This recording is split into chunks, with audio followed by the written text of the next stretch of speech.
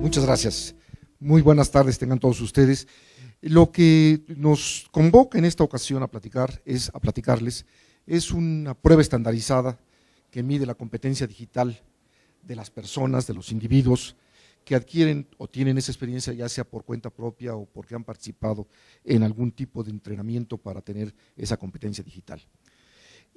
La presentación la vamos a hacer en 3 partes. La vamos a hacer mis socias y yo, mis colegas y yo, Pilar Verdejo y Magda Horta. Yo les voy a platicar de la razón o de la importancia que puede tener una prueba de esta naturaleza en el contexto más amplio de lo que es la sociedad del conocimiento en las que estamos inmersos, nos guste o no. Después, Pilar Verdejo les platicará lo que es el marco conceptual y el perfil, digamos, del examen, las características del examen, y luego Magdalena Horta les hará una presentación de lo que es el portal, el sitio donde se podrá hacer ese tipo de examen, para que vean ustedes las características del mismo. Lo primero, la siguiente por favor, lo primero que voy a platicar con ustedes es sobre la sociedad del conocimiento y la importancia que para eso tiene justamente el tener competencias digitales en la educación y en el trabajo. Yo me temo que la mayor parte de los que están en este salón ya estemos convencidos de muchas de las cosas que voy a platicarles a ustedes de carácter más amplio, más general, pero espero que algunos de los que están viéndonos en otro lado, que nos están escuchando, les pueda ser de utilidad el enfoque que voy a dar yo a este pequeño desarrollo. La siguiente, por favor.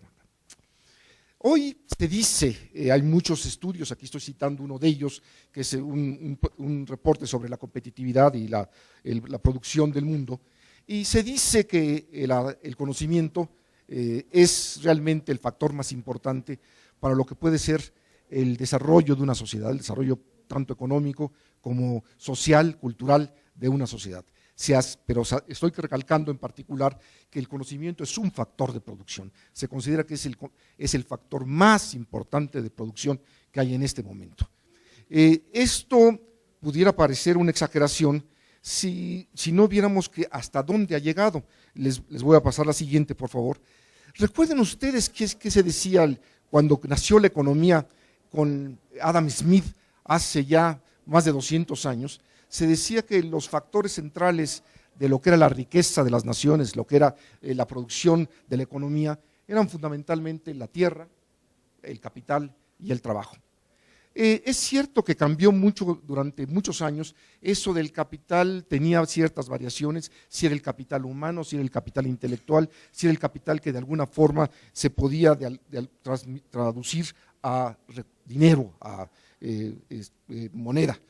Pero este modelo de la economía, esta base de la economía, siguió utilizándose, de hecho se sigue utilizando hasta buena parte de lo que es el siglo pasado. El cambio fundamental se dio alrededor de los 80 y este trabajo es un artículo que publicó yo no soy economista, ya les dijeron soy físico, pero a mí me interesa la cuestión del crecimiento de las naciones, porque me interesa ver cómo impacta justamente el conocimiento, la tecnología, la ciencia en las naciones. Y es la razón por la cual me meto a veces a estudiar estas cosas. Y este señor, Paul Romer, que recibió el Premio Nobel en Economía, produjo un artículo que se llama Los orígenes del crecimiento endógeno. ¿Qué quiere decir eso? Lo que quiere decir es que hasta este momento, hasta estas fechas aproximadamente, se consideraba que el crecimiento tecnológico, es decir, la aportación de la tecnología, la aportación del conocimiento, era algo exógeno a la economía. Y eso lo que quería decir es que la economía no lo podía explicar, lo podía detectar, lo podía identificar, pero no podía explicar cómo funcionaba esto de la tecnología. Y Romer lo que hizo en ese momento es hacer un artículo en que convirtió a la tecnología, convirtió al conocimiento tecnológico como parte de la economía, de la ciencia económica. Y ustedes dirán, bueno, ¿y eso qué carambas tiene que ver?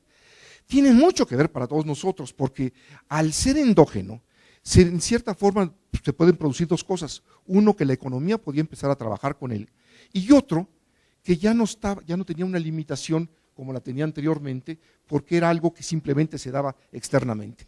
Y eso lo que quiere decir es que podría la humanidad, con la tecnología, crecer indefinidamente y mejorarse indefinidamente. Yo no sé si eso va a pasar o no, pero lo que quiero decir es lo que quiero enfatizarles es hasta qué punto ha llegado la importancia del conocimiento, que en los fundamentos de la economía se analiza y se considera eso. La siguiente, por favor. Pero lo que yo quería decirles en unos cuantos minutos que nos quedan, decirles que más que un concepto de moda, más que una idea que transforma a la economía, yo considero que las tecnologías digitales representan un cambio, un nuevo nivel de civilización. Déjenme explicarles muy rápidamente qué estoy entendiendo por eso. Se dice que hay 4 niveles de civilización que ha tenido la humanidad, desde sus orígenes hasta el presente. El primer nivel de civilización es cuando la humanidad, o los grupos, mejor dicho, los grupos de humanos, compartieron una lengua, podían comunicarse. Y entonces, si pensamos que una comunidad podía ser ese salón, nos podemos comunicar y podíamos entre todos, si no tuviéramos nada más, de aquí entre nosotros sacar al médico y sacar al jurista y sacar al el contador y sacar la sociedad que formaríamos nosotros. Teníamos la lengua en común y podíamos tener los conocimientos de cada uno de nosotros y con base en eso construir nuestra sociedad. La inteligencia colectiva de esta sociedad era solamente la de que estamos aquí. Pero por lo tanto, no podíamos tener otro médico si se nos moría el médico que teníamos antes de que él formara otro médico, o no podíamos traer al sacerdote si él no formaba un sacerdote, porque lo único que teníamos era la lengua, no teníamos forma de dejar una cuestión, un registro de lo que sabía cada uno de nosotros.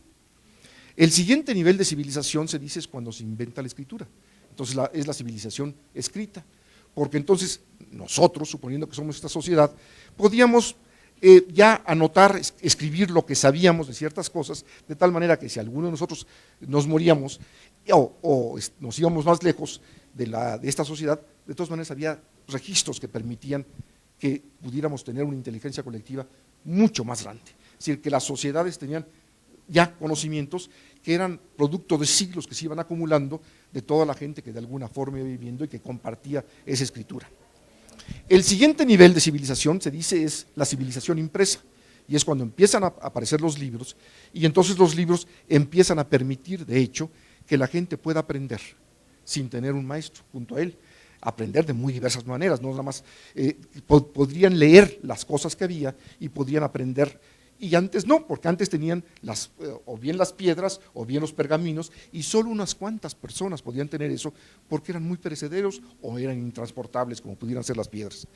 Pero cuando aparece el libro, resulta que entonces mucha más gente puede puede utilizar los libros y puede aprender y aprender de manera extraordinaria. Y se dice que ahora estamos en la civilización digital porque ahora tenemos una posibilidad muy diferente de aprender, de intercambiar información, de comunicar lo que tenemos, y por lo tanto la humanidad como un todo tiene un acervo de conocimientos verdaderamente impresionante. Dense cuenta que cada nivel representa cantidades de conocimiento de cierta forma disponibles, y nosotros ahorita estamos entre la civilización impresa y la civilización digital. Todavía mucho de lo que aparece de información que tenemos, aparece todavía de manera tal que todavía no es digital, entonces todavía estamos en la cola de la parte de la civilización impresa, pero es evidente que estamos creciendo cada vez más en la civilización digital. Una cuestión como Wikipedia, que todos ustedes la conocen, una enciclopedia de esa naturaleza, ya tiene más entradas, o sea, hay más cosas que buscar que las que podía tener la Espasa Calpe hace 50 años, o lo que las podía tener la Enciclopedia Británica, y se sigue construyendo y construyendo y construyendo, y la cantidad de información que va teniendo es verdaderamente impresionante. Pero dense cuenta, la siguiente por favor, que lo que nos está diciendo la sociedad del conocimiento, lo que nos está diciendo es que los cambios en civilización, lo que representan es la capacidad que tiene una sociedad, sea esta u otra, de intercambiar información, de transmitir información y producir conocimiento. Entonces, evidentemente, en una sociedad, si las trato de representar aquí con este plano, una sociedad tiene personas con distinta cantidad de información y personas con distinta capacidad de conocimiento, y están de alguna manera tratando de capturar de información y conocimiento, y lo que hace una civilización, lo que hace rica una civilización, lo que la hace importante es qué tanto transfiere, intercambia información y conocimiento entre todos los que están allí. Y entonces, lo que les digo es que la sociedad del conocimiento no representa simplemente la aceptación el de que llamemos que estamos en la sociedad del conocimiento, no representa simplemente que ahora reconozcamos la importancia que tiene el conocimiento para el beneficio individual o colectivo.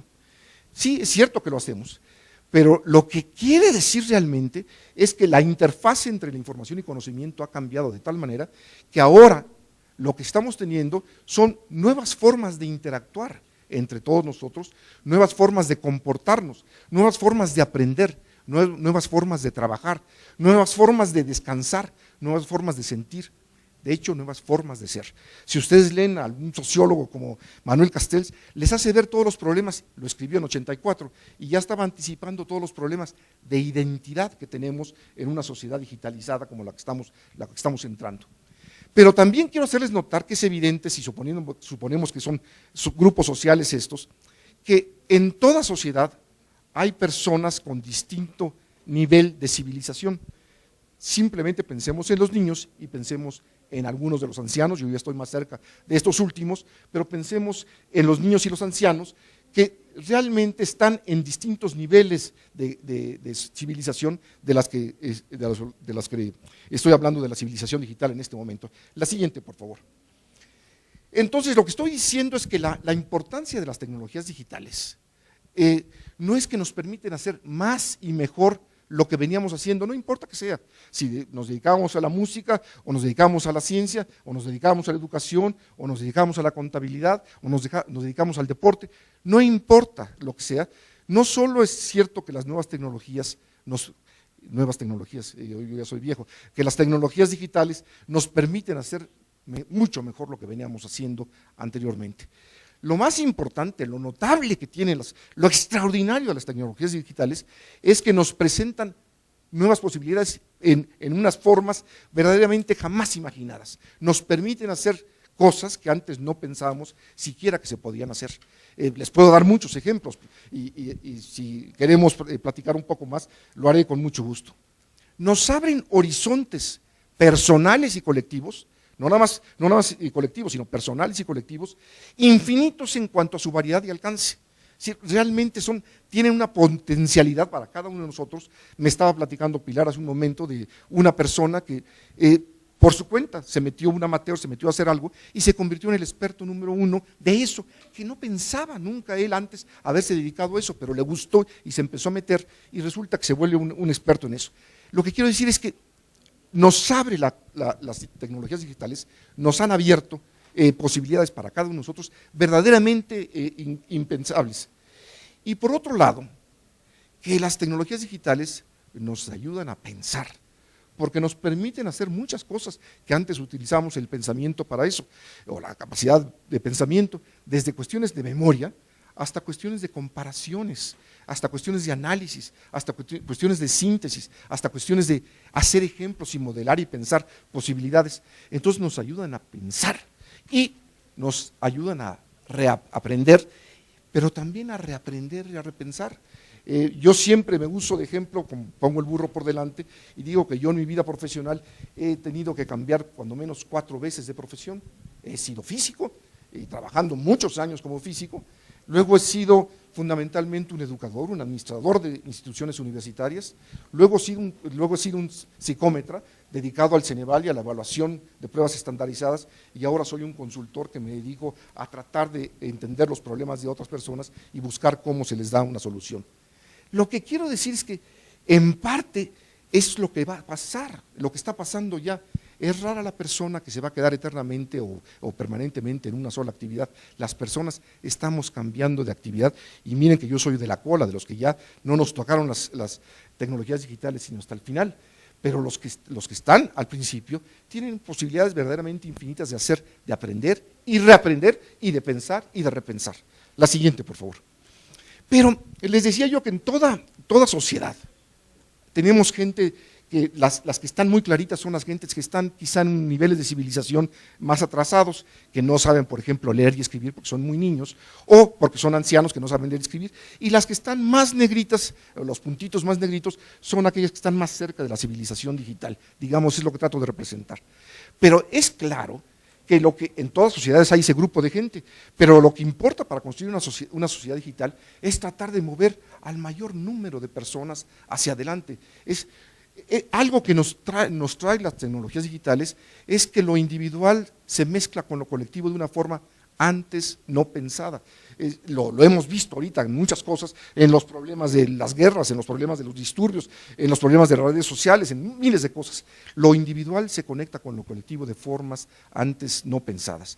Y eso tiene mucha importancia, desde luego para el trabajo, pero también para la educación. La educación ahora se vuelve una cuestión más de carácter colectivo e individual. En otras palabras, el individuo se vuelve más responsable de su educación, pero la educación la puede recibir de toda una colectividad de una forma que antes no la podía recibir. De una colectividad que incluso está fuera de sus fronteras, que incluso puede estar más allá de su idioma. La colectividad se vuelve casi el mundo y todos estamos con la posibilidad de hacer eso, siempre y cuando podamos construir esa sociedad digital, es decir, construir el paso, es el equivalente de enseñar a la gente a aprender a leer y escribir o enseñarles a hacer sumas y restas.